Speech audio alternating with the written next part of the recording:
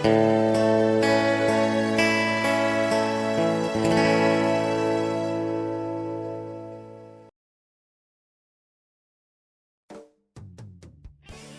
131. Kecemburuan Saudara Tiri. Kenzi dalam suasana hati yang baik setelah mendapatkan tanaman ginseng liar yang sangat langka dan memberikan pelajaran untuk pemilik toko yang arogan. Kembali ke rumah, Kenzi memberikan anglika yang dibeli kepada ibu mertuanya, dan kemudian pergi ke ruang belajar untuk mempelajari ginseng liar yang langka ini dengan cermat. Menurut pengalaman dan pengetahuan yang diturunkan dalam pikirannya, ginseng liar yang luar biasa ini dapat disempurnakan menjadi ramuan obat yang disebut pil peningkat energi yang dapat meningkatkan kultivasi tubuh dalam waktu singkat untuk vitalitas. Namun, jika ginseng gunung liar ini dikombinasikan dengan bahan obat berharga lainnya, pil obat yang lebih canggih dapat disempurnakan melebihi pil penambah energi. Jika Anda bisa mendapatkan pil energi yang lebih kuat, tentu saja lebih baik. Kenzi ingin mendapatkan peningkat energi lebih banyak lagi, jadi dia tidak terburu-buru menggunakan ginseng, tetapi dengan hati-hati menyimpannya, dan kemudian menemukan bahan obat lain yang kompatibel, untuk kemudian memperbaiki pil obat. Pada saat yang sama, di ibu kota, sebuah villa mewah. Seorang pria berjas dengan tampilan yang mirip dengan Kenzi, tetapi dengan wajah yang tidak segar, keluar dari ruang kerja dengan ekspresi marah. Ketika dia datang ke ruang tamu, pria itu duduk di sofa dan melampiaskan emosinya. "Bu, ayah mengajari saya pelajaran sekarang. Itu hanya masalah sepele, dan dia memarahi saya tanpa alasan. Saya sekarang bertanya-tanya apakah dia adalah ayahku." Seorang wanita berpakaian mewah sedang menggoda seekor burung bajerigar di sudut ruang tamu. Setelah mendengarkan, dia melirik putranya dan berkata perlahan, "Jangan main-main dengan wanita di luar, jangan membuat ayahmu marah." Dia dalam suasana hati yang buruk baru-baru ini. "Saya tidak menyentuh wanita di luar sama sekali. Dia hanya memprovokasi masalah." Pria berjas itu berdiri tidak yakin, wajahnya penuh kebencian. "Saya hanya mengeluh, ayah saya seharusnya tidak terlalu memperhatikan Kenzi, dan seharusnya tidak menempatkan Jaiden Blue di Wakanda untuk melayani spesies liar itu. Akibatnya, saya dimarahi habis-habisan olehnya. Dia memarahi saya karena tidak memiliki perasaan, mengabaikan saudara kandung, yang lebih rendah dari babi dan anjing. Aku hanya tidak bisa mengetahuinya. Aku bahkan belum pernah melihat wajah biadab itu, hubungan saudara macam apa yang aku miliki dengannya. Aku tidak membiarkan siapapun membunuhnya, itu sudah sangat bagus, bagaimana bisa aku menjalin hubungan dengan spesies liar?" Pria berjas itu sedikit curhat, dan kemudian berkata dengan wajah cemberut. "Bu, cepat atau lambat akan ada masalah. Aku bisa merasakannya dengan jelas, ayah semakin tidak tertarik pada saya. Bahkan kursi tuan muda Alpas kuat, ayah menyerahkannya kepada anak liar itu. Jika tindakan yang diperlukan tidak diambil pada jenis spesies liar Kenzi, aku takut dia akan memasuki rumah." Wanita di depannya tahu betul bahwa putranya tergerak untuk membunuh dan menyingkirkan Kenzi. Dia berbalik menghadap keluar jendela dan berkata tanpa emosi, "Saya tidak akan keberatan jika Anda ingin membunuhnya, tetapi Anda harus ingat bahwa Anda tidak boleh membakar diri. Dalam hati ayahmu, Kenzi adalah putra sulungnya, dan ayahmu selalu merasa bahwa dia berhutang banyak padanya. Jika kamu ingin menyingkirkannya, kamu harus memisahkan hubungan itu, dan yang terbaik adalah membunuh dengan tangan orang lain." Pria berjas itu tergerak setelah mendengar ini, pembunuhan dengan tangan orang lain. Wakanda, dini hari. Setelah bangun pagi-pagi, Kenzi bersin beberapa kali berturut-turut, dia tidak bisa menahan diri untuk tidak menggosok hidungnya dan mengutuk dalam hati. "Bajingan mana yang mengutukku? Mungkinkah ibu mertua?" Tepat setelah keluar, ponselnya berdering, itu adalah panggilan dari Yudi Hotz yang kaya, memberitahunya bahwa kondisi Yulia Hotz jauh lebih baik, dan memintanya untuk pergi ke rumah sakit lagi untuk memeriksa perawatan rehabilitasi berikutnya. Nona muda tertua dari keluarga Hotz adalah pasien yang dia tangani, dan dia secara alami akan bertanggung jawab sampai akhir. Jadi setelah menerima panggilan ini, Kenzi bergegas ke bangsal tempat Yulia Hotz berada di rumah sakit Medical Bros. Di bangsal, Yudi Hotz dan istrinya ada di sana, serta beberapa dokter termasuk Direktur Willy. Mereka memperlakukan Kenzi dengan hormat, seolah-olah mereka telah bertemu dengan seorang guru nasional yang sangat dihormati. Selain mereka, ada juga seorang pria muda di bangsal yang mengenakan pakaian kasual desainer. Dia terlihat agak mirip dengan Yudi Hotz. Dia adalah putra tertua dari keluarga Hotz, Yugi Hotz. Tuan Muda Hots melihat bahwa Kenzi seusia dengannya, tetapi orang tuanya memperlakukannya dengan hormat dan tampaknya sedikit terlalu antusias, jadi dia berdiri dari ranjang rumah sakit dengan ekspresi yang tidak biasa. Tuan Kenzi, kan? Saya dengar Anda menyembuhkan saudara perempuan saya. Kenzi memandangnya dan mengangguk. Ya, saya menyembuhkannya. Tuan Muda Hots memandangnya dari atas ke bawah dan kemudian secara misterius bersandar mendekat dan berkata, aku mendengarkan dari ayahku, kamu orang yang aneh, tahu beberapa trik sulap. Bukankah kamu pembohong yang berpura-pura menjadi hebat?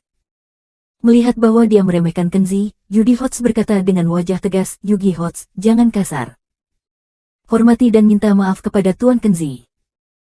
Yugi Hots cemberut, saya hanya mengungkapkan keraguan saya secara wajar, terlalu tidak demokratis untuk memaksa saya meminta maaf.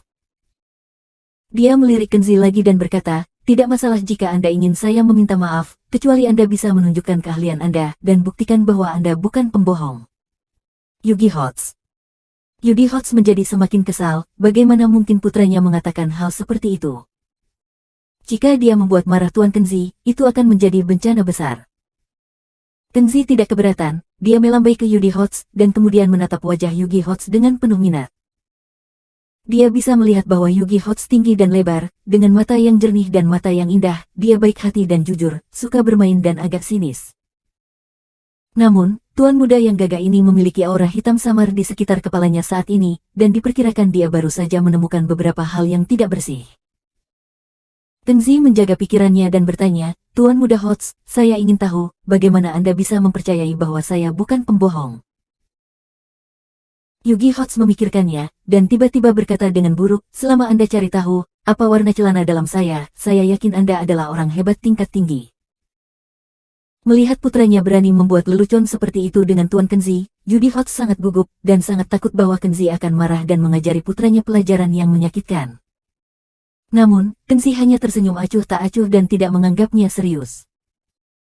Tuan Muda Hots, saya bukan dewa, jadi saya tidak tahu warna celana dalam Anda.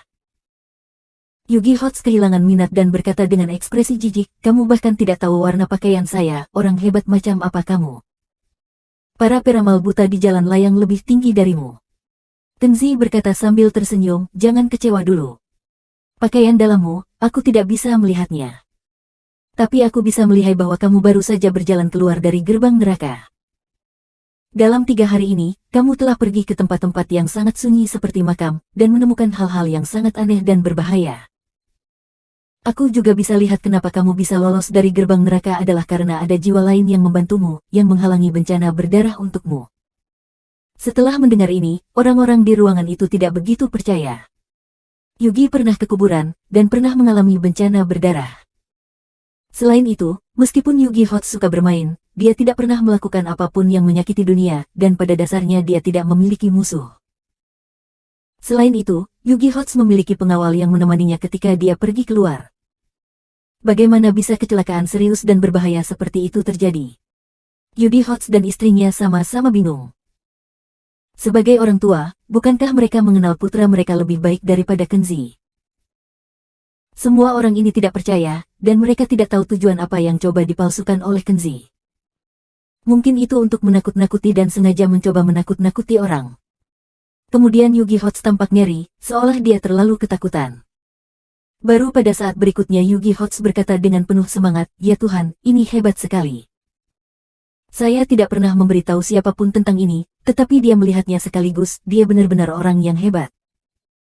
Yugi Hots sangat mengaguminya dan berkata, Tuan Kenzi, betapa tidak sopannya adik Yugi kepada Anda sebelumnya, tolong jangan tersinggung, Tuan, maafkan aku. Yugi Hots berkata seperti siswa sekolah dasar, membungkuk 90 derajat dengan hormat. Semua orang bingung. Terutama Yugi Hots dan istrinya, yang paling mengenal putra mereka, dengan karakter Yugi Hots sebagai tuan muda tertua, kapan dia dengan mudah mengungkapkan kekaguman mereka kepada orang lain. Yugi Hots tidak bisa tidak bertanya, Yugi, hal aneh dan berbahaya apa yang tidak kamu beritahukan kepada kami?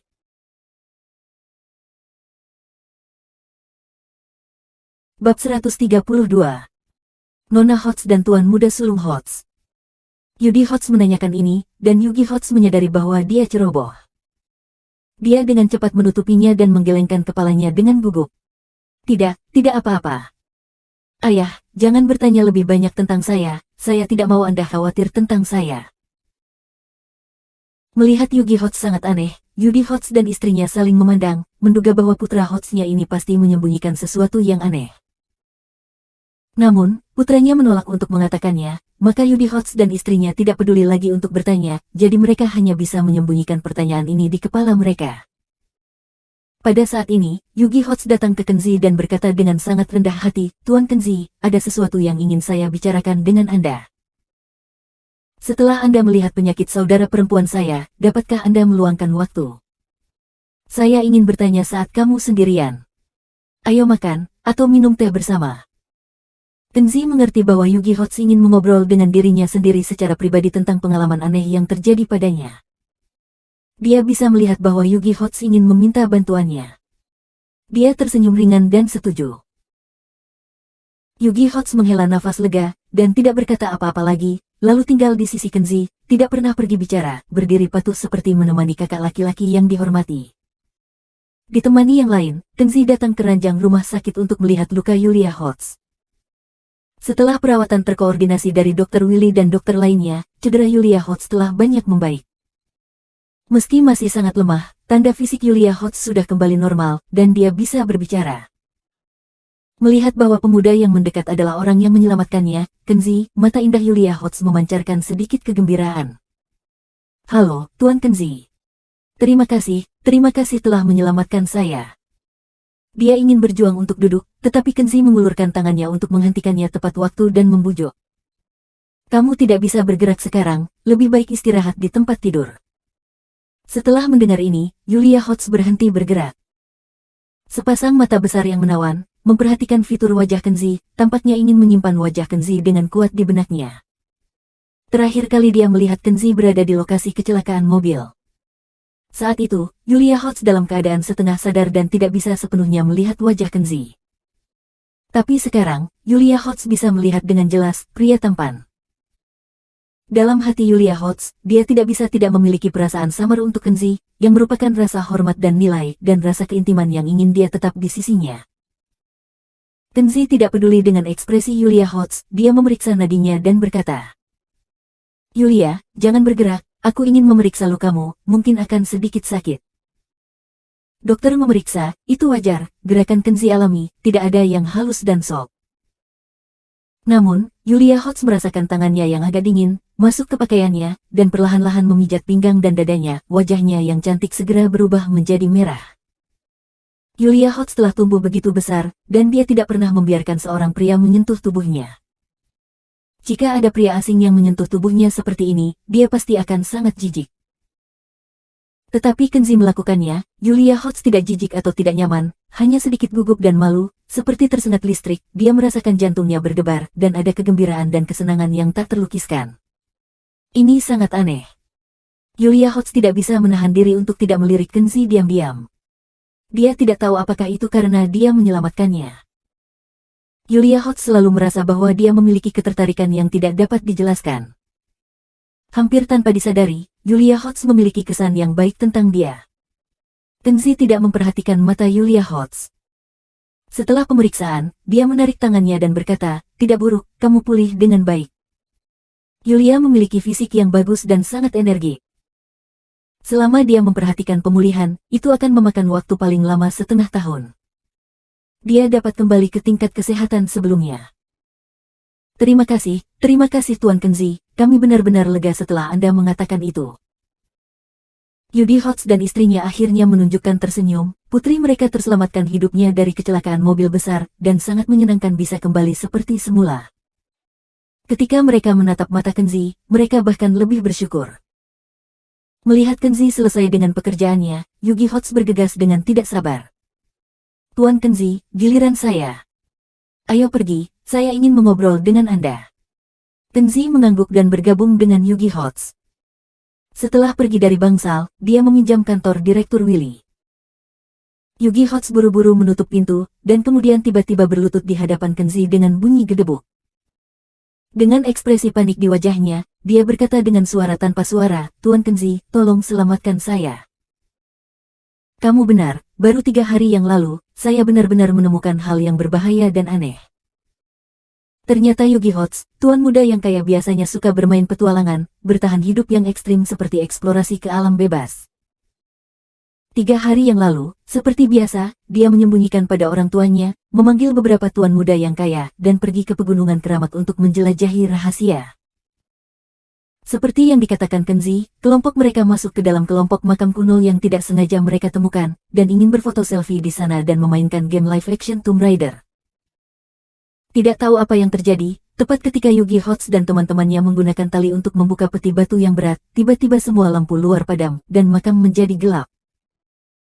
Pada saat ini, makam itu dipenuhi dengan angin yang suram, dan bahkan ada teriakan samar. Yugi Hots sangat ketakutan sehingga semua orang berbalik dan melarikan diri. Dalam proses berlari keluar dari kuburan yang gelap, setiap orang selalu merasa ada angin bersiul di kegelapan di belakang mereka. Tetapi lorong makam itu panjang dan sempit, tanahnya penuh dengan batu, dan beberapa orang berkerumun, sehingga mereka tidak bisa berlari cepat sama sekali. Pada saat ini, pelatih penjelajah alam yang kuat di tim pendamping menyeret Yugi Hots yang menghalanginya ke tanah dengan tergesa-gesa, lalu mengambil jalan depan dan berlari ke pintu keluar makam. Tanpa diduga, pelari tercepat memiliki nasib terburuk. Tepat ketika pelatih itu berlari keluar dari makam, dia melihat serangkaian sambaran petir tanpa peringatan di langit, dan ada beberapa suara keras, menghantam pelatih itu dan pohon-pohon mati di sekitarnya, semuanya hangus dan menghitam. Perubahan mendadak itu mengejutkan semua orang. Yugi Hots yang berlari di belakang, melihat pelatih yang berlari di depan disambar petir sampai mati, mereka tidak berani berlari keluar lagi, karena takut tersengat dalam kelompok petir yang aneh.